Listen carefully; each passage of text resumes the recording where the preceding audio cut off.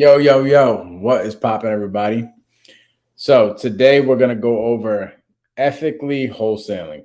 Now, my man Daryl is having some technical difficulties, so he might be on, he might not, but we're going to rock and roll. So, drop some comments. Let's be active in the comments. Any questions that you guys have, I'll answer them. But essentially, I want to go over how to ethically wholesale. And I guess the reason why I want to bring this up is because it got brought to my attention after having a conversation with a realtor. Now, it wasn't brought to my attention like it was just brought to my attention. It's been brought to my attention a while ago, ever since I started wholesaling. But just recently, I'm like, man, the regulation is coming. So it was brought to my attention that way before when I first started wholesaling that people do this business unethically. Now, it's not just wholesaling, people do business in general, whether it's a pizza shop, whether it's a clothing store, or whatever the case is, people do this business unethically. Every business unethically. However, and actually, now that I'm thinking about it, what I'm about to lead into, pretty much every business ends up getting regulated because there's freaking boneheads in the business, right? So here's where it really sunk into me that we're going to get regulated um, from some sort of association. So I'm having a conversation with a realtor, and this realtor is listing one of our novation agreements, and she's telling me that she's getting a bunch of offers from wholesalers essentially that don't know what the heck they're doing. They're trying to put like $10 down for earnest money. They're just doing this business unethically. They don't know what the heck they're doing. And essentially, she had a whole meeting at her brokerage about it. So this got brought to my attention. I'm like, holy crap, that is what's going to get wholesaling regulated. So essentially, what's going to happen is all these realtors are going to keep getting these offers. They're going to put sellers in bad positions. They're going to keep getting heated about it. And then essentially, what's going to happen is they're going to get it up to the National Realtors Association, and they're going to push it into politics. And regulation is you're going to see more regulations coming, more regulations coming, more regulations coming. Now, I don't think at this point we're probably going to prevent the regulations. They're coming. They've already started, right? But at the end of the day, we need to save ourselves as an industry, especially now that we're going to be put on a pedestal. Okay, what do I mean by that? We're going to have to get licensed essentially, or something like that, right? And that puts somebody on a pedestal, just like realtors. Now, what's going to end up happening is people are going to understand what wholesaling is, like the people in the marketplace, the people that we're marketing to, sellers are going to understand what wholesaling is, and that's okay. A lot of people are crapping their pants, but it's okay that people know what wholesaling is because wholesaling is a ethical business if you make it. Now, what do I mean by ethical? Actually, let me start by saying, what do I mean by unethical, right? How can somebody do this business unethically? Um, Doing exactly what these people are doing to these realtors. These people are submitting a shit ton of offers to these realtors that don't know what the heck they're doing, right? And they're locking up contracts without having any buyers in place or anything like that. Now, a seller gets under agreement. They're super excited. They start moving their stuff out. And then all of a sudden, the contract falls through. And the realtor has to put the house back up on the market when they thought that they were going to close from a quote unquote cash buyer. And it never happened. So, as agent outreach keeps getting super popular, as you guys see, it keeps getting more popular and more popular and more popular. A lot of people are going to keep doing this business that way. And it's not good because it's an easy, the reason why a lot of people are going to keep doing it is because it's an easy um, entry fee, right? Like it doesn't cost money to go reach out to a realtor and submit an offer. It's cheap. So what happens? The people that are cheap are typically the people that don't put money into themselves, the money into their education. So what happens? These people aren't educated. They're submitting offers, and they put sellers in a freaking bind. So here's the thing: just like any other business, there's ethical people, there's unethical people. There's a bunch of different ethical ways that you can do this business. For perfect example, okay, I went on an appointment today And this is actually crazy. I go on an appointment today, right? And the seller's telling me essentially that he has an offer, cash offer from some guy at 390,000. ARV is 425. Property needs maybe 5-10 grand worth of work, but this is not a deal. No cash buyer would ever buy this property at 390. They're going to have to be somewhere around like 320, right? Because of hard money fees and closing costs and everything. We won't go down the road of underwriting deals, but essentially, if you underwrote this deal as a cash buyer, whether you're going to fix and flip or you're going to buy and hold it, you will have to be significantly lower than 390. So, this seller, essentially, I'm having the conversation with him, and he's like, "Yeah, man, I have this offer at 390. It seems super good. I even tried to get him to come up a little bit, and he said that he's going to think about it. So I think I might go with this if we can't work a deal here." And I'm like, "Okay, great. Can you tell me about this guy? Like, tell me who he is and all that type of stuff." And then he actually brings out his business card. Brings out his business card, and I'm like, "I've worked with this cat before. He's known for locking up way too high and just trying to find a buyer and putting sellers in a bind. Like literally, he's known for it." So I just explained to him, I'm like, "Listen, this is how we buy houses in cash." And I broke it down to him. And I broke it down to him for hard money fees, closing costs, everything. I literally broke the whole entire thing down. I pretty much underwrote my own deal right to his face, literally on my iPad right here, right to his face. And he's like, "Oh my God, this guy is never buying my property. This guy, there's no way this guy is buying my property. He's doing exactly what you're saying." And what I told him what he's probably doing is I'm like, "Listen, what I think he could potentially be doing is he's essentially trying to get you under contract and then take that contract and go shop it around." And I said, "Hey, listen, it's not unethical to do this. We actually do this. There's deals that come across our desk that don't fit our buy box. It might be out of our market. We might just be busy, and we hand them off to other investors. We do it all the time, actually.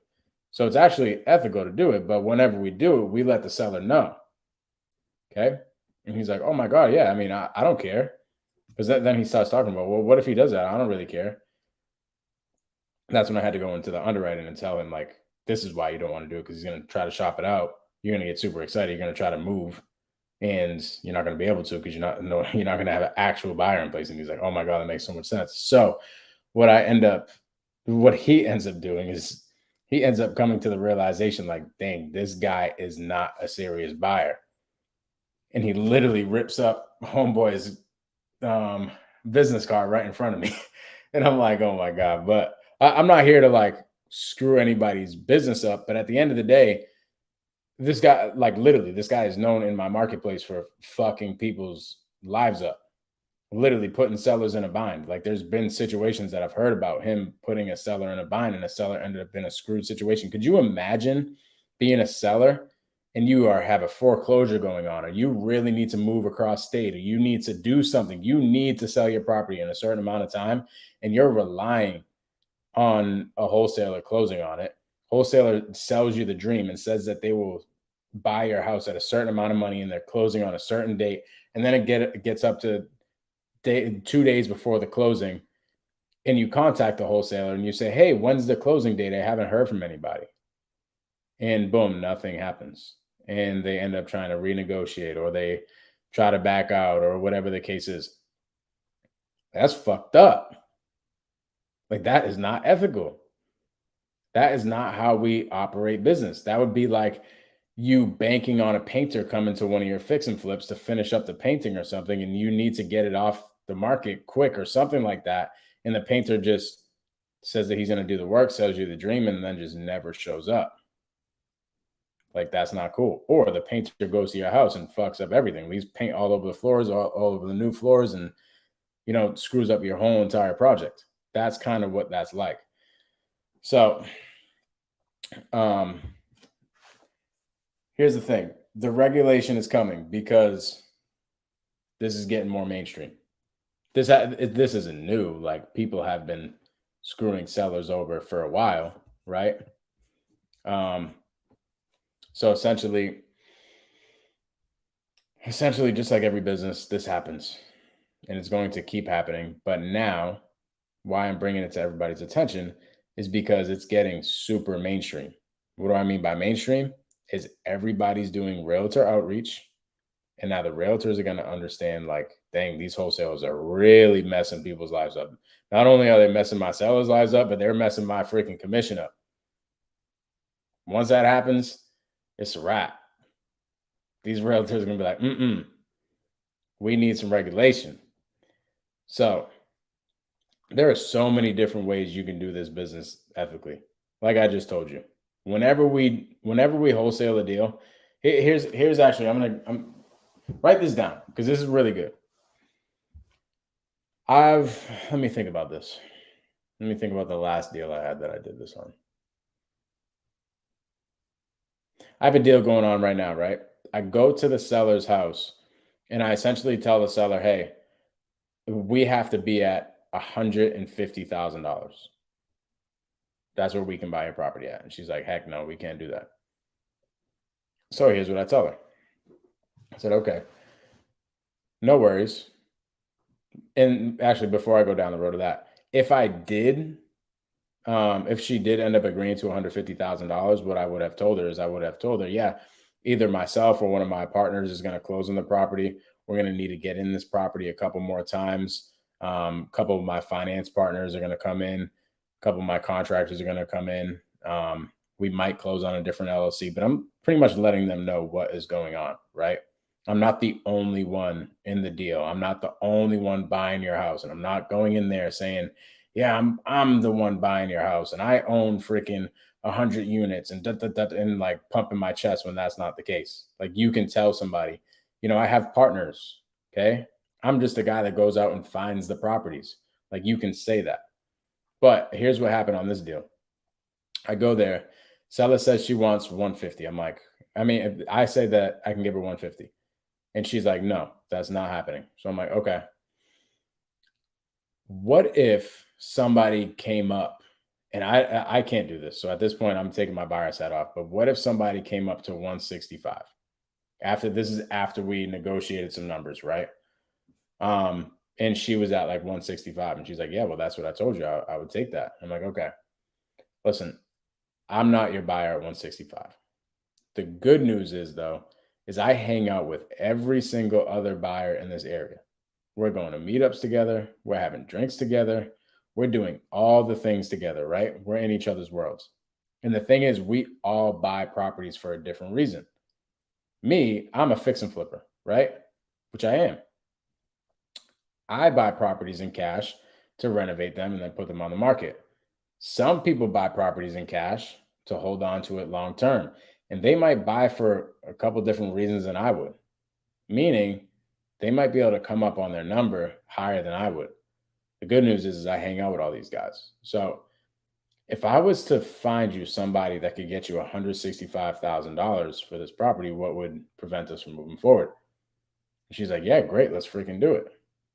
And she's like, wait a minute, Mike. I know you're going to go find me the buyer, but I don't want to be stuck in this agreement with you when, you have this, while you're trying to find this buyer. Like if you don't find one in the next couple of weeks, I don't want to be stuck in this agreement. I'm like, okay, no worries. We'll take care of that. We'll put that in the additional terms. So how do I do this? A lot of people will call this thing an option contract, and they go in and they essentially write up an option contract that states I have the option to buy so-and-so's property for X amount of dollars, right?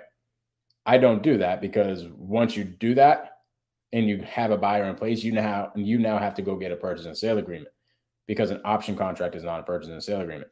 So what I do is I actually get a purchase and sale agreement in place, and in the additional terms and conditions, I'll write Silver Homes LLC, which is my business. Silver Homes is not obligated to close escrow on da da da da da. And then to cover the seller, because the seller's like, well, what the heck? I don't want to be held liable for this. I add an additional line item that ends up saying, if this agreement is not assigned in 14 days, this contract is null and void. neither parties in this event, neither parties are obligated to close escrow. And that's what we did. And we ended up going, shopping it out. It's actually much easier to get buyers in because she knows what the heck's going on. Right. So then we contact her and we're like, hey, we have a bunch of buyers ready. Is it cool if everybody comes by at 2:00 tomorrow? He's like, yeah, cool. Boom, we have a buyer in place. Now it's not something that you're caught up on. You're not like, what the heck? I gotta tell the guy that the inspector's coming in or my contractor's coming in or something like that, right? You can do this ethically without lying, without beating around the bush. You can also, right? Let's just say you end up coming to terms with somebody, but you don't have a buyer yet. Actually, before I go down that road, I would recommend always before you go get a contract, if you don't know your numbers, if you're not like well qualified in your numbers, which isn't a bad thing, right? It happened to me in the beginning. I didn't know my numbers completely in the beginning, and I actually operated this business unethically. So I get it. Like I get how somebody in the beginning can do it because I've had a contract before, right in the beginning. My first like couple months of this business, I got a contract and I was not able to sell it. It wasn't a crazy situation. I didn't have the seller in a bind. He had like bad tenants. It was kind of like it was a tough deal to get done anyway. And he kind of knew that going into it. But I essentially told him at that point I was buying it and, my lender just wasn't able to do the deal for me. So I had to back out. That wasn't the case. I just didn't find a buyer. So it's just, here's the thing. One, if you don't, I didn't know my numbers because that wasn't in my market, right? So what have I should have done? I should have reached out to a buyer in that market before and figured out where they would buy it at. Go take pictures or do what you got to do to get the buyer the information on it, and then have them give you the price. Then you go back to the seller and you negotiate the price down from whatever the buyer's at. And if you're like, what the heck? Well, what if my buyer goes around me? If your buyer goes around you, I could tell you he's probably not a buyer. He's probably a wholesaler because buyers are not in this business to talk to sellers. Literally, buyers are the worst at talking to sellers. I have literally brought a buyer on some of my appointments before and they fucked up my deal. Literally, because they don't know how to talk to sellers. So that's the thing. So what you do is you can do one of two things. You can either, before you get it under contract, you can go find your buyer and say, hey, where would you have this at? And then get it under contract. Or you get it under contract and you let the seller know, like, hey, I'm not sure if we can do this deal yet. I think we're ready to go on it, but I need my partner to come in and check everything out.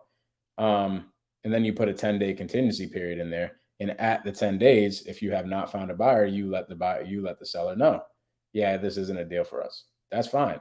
But at least you let the seller know that, hey, in these 10 days, we have our due diligence, right? Like, I don't know if I can buy it yet for sure. It's promising. I think I can do it. But if I can't, we're going to have to back out. And you let them know that. They're okay with it. Literally, I just locked up a sub-2 deal last weekend. And I got the pictures done on Tuesday. So this is like 2 days after my contract. I told the seller, I'm like, dude, this is looking pretty promising for me. I'm not guaranteeing anything. I have to see the pictures before, but we're ready to go. From what our discussion, if there's anything different from what our discussion was, then obviously we're going to have to figure some things out. But from what we had a discussion with over the phone, we're ready to go. However, I can't give you that information until I get my guys to go out there and take some pictures. Went out, took some pictures. I literally just had this call today because I got the pictures taken yesterday. Called him later on tonight. And I said, hey, dude, good news. We ended up, I talked to my partners after we the pictures and everything, and we ended up figuring out that we can do the deal. Like, we're excited about the deal. Next steps are just to get you in touch with our loan modification people to get you the loan mod push. Once the loan mod's pushed, then we're going to take the responsibility over everything. And I'm not going in and I'm not calling in a loan mod and all this type of stuff. I'm just saying, hey, my other team is going to give you a call to restructure your loan so that we're able to take the responsibility over everything from here on out. And then we're going to get you your $13,000 once everything's done. But I'm still even saying I'm not guaranteeing anything because we still need to get everything restructured. So I'm going to get my team to contact you. Once my team contacts you, then and we have everything restructured, then you're going to get your $13,000. So I'm even still being fully transparent. There's no reason that you have to lie. Like, lying legitimately just gets you caught up. So Daryl is having some technical difficulties, like I told you guys in the beginning. He just had some things going on. But if you guys have any questions or comments, or you guys want to chat about some things, feel free to drop some questions in the chat. We can go over really quick before we wrap things up. But yeah, man, I get it. Like in the beginning, I had a tough time being ethical because I thought that that's what you had to do. I thought you had to go in, you had to pump your chest and say that you were the sole buyer in order to get deals done, right? And then you have to slick your way to get people in the property to see it. Like, that only messes you up. Once you essentially take that off your chest and take that off your shoulders, and you're like, dang, I can do this business ethically. You're able to move much smoother. Because at the end of the day, like, if you do a good enough job in your sales, you will be okay. If you're confident enough, if you sound like you know what the heck you're doing and you've done this before and you're dropping third-party stories and you're doing all the things to get a deal, you are okay with being fully transparent with the seller rather than lying to them and acting like you're a freaking $1 million cash buyer that owns 100 units. You don't have to do that. Yeah, I guarantee it'll actually help you operate better and you'll sound more confident when maybe this is your first deal. Maybe it's your first buy appointment, right? And you're like, dang, I'm super freaking nervous. I don't know what the heck to do here. You could tell them, like, hey, I just started working with my partners. I'm the guy that they kind of hired to go check out all the properties and stuff. So I'm fairly new here, but I can go back to my partners. I'm going to take these pictures and we're going to see what we can come up with it, and then go back in and negotiate, right? Like, that's how I actually do my deals still. I'm never live negotiating with the seller. I'm always going back to my partner, going back to my lender or something like that. So it's okay to do that. You never want to be the guy anyway. Because once you're the guy, like the head honcho that makes all the freaking decisions, now the seller can use that to his advantage. So I never do that. I'm never the guy. I might be the owner, but I'm not the only partner, right? I'm always going back to a finance partner or a lender or something like that. I'm not the final decision maker. You never want to make yourself the final decision maker. And that helps when you're starting out in the beginning and you're caught up on being ethical or unethical to get deals done. It's actually, you would actually probably get more deals done that way. When people tell me that, like, they go in there, they're trying to act like they're the head honcho and got a shit ton of units and everything like that when they really don't, and they're like lying to the seller, I'm like, dude, I guarantee the newbie that's being fully transparent is getting more deals done than you, because you probably sound like a jackass while you're on the appointment. And the seller can probably hear your lies and hear your lack of confidence through your teeth, right? So, guys, let's keep this freaking business ethical. And as these regulations start coming and as wholesaling starts getting mainstreamed, and what I mean by mainstreamed, like, just like you walk into an appointment and a seller knows exactly what a realtor is, it's going to end up being a seller is going to know exactly what a wholesaler is. Like, right now, it would be pretty freaking weird if you walked into a regular seller's appointment and he's like, oh, dude, are you wholesaling the deal? Unless they're in this business, nobody really understands what wholesaling is. They just think a bunch of cash buyers are coming to their house, right? However, with the realtor outreach getting super high, right? And everybody doing the realtor outreach, and people that don't know what the heck they're doing are doing the realtor outreach, the realtors are now going to be like, yo, we got to stop this shit because these wholesalers are screwing up our deals and they're screwing up our sellers, right? So what's going to happen is they're going to take it to the politics, right? They're the ones that's going to take it to the National Realtors Association. Your seller would never do that because up to this point, it hasn't really been pumped out too much. It's only been pumped out to the people that are working directly with sellers, and the sellers, they don't have connections up with the National Realtors Associations or any politics like that, so they can complain all they want, but nobody's ever going to hear it. However, now that the realtors, literally, like I told you guys, I have a novation going. Actually, two novations. Both novations that we had listed had realtor outreach wholesalers submit offers that didn't make any sense. Like any sense. I literally looked at it. I'm like, dude, there's no way somebody can buy this property in cash. There's at this number. There's absolutely no way. And then the realtor told me, the one that I have down in Florida right now, a novation agreement that we have down in Florida, she told me that her whole entire brokerage had a freaking meeting about wholesalers. That tells you something. That means that it's coming.